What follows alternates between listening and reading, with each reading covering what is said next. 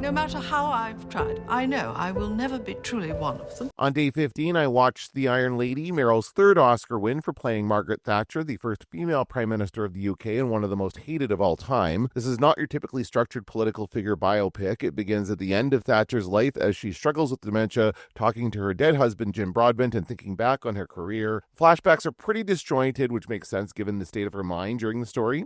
Honestly, though, Margaret Thatcher's political life is not all that interesting to me. She's an MP for 11 years before becoming Secretary of Education. 5 years later, she's elected leader of the Conservatives and then becomes Prime Minister when they win a majority in 1979. It's a pretty typical path to power for these politicians, but I guess what made Thatcher stand out was A, she's a woman, and yes, there weren't a lot of them back then, but there are now, and we've seen this story before in a lot of different settings, and B, the color of her suits, according to this film. I was happy that this movie covers the Falkland Islands War in some detail, depicting Thatcher's determination in hanging on to that British colony. My whole life I'd heard vaguely about the Falkland Islands and had no idea what that conflict was all about. But now I do. The Iron Lady is not for everyone. It kind of humanizes Margaret Thatcher a bit, which isn't going to make anyone who hates her change how they feel. If you have no political stake in this, meaning if you're not British, you might like this one.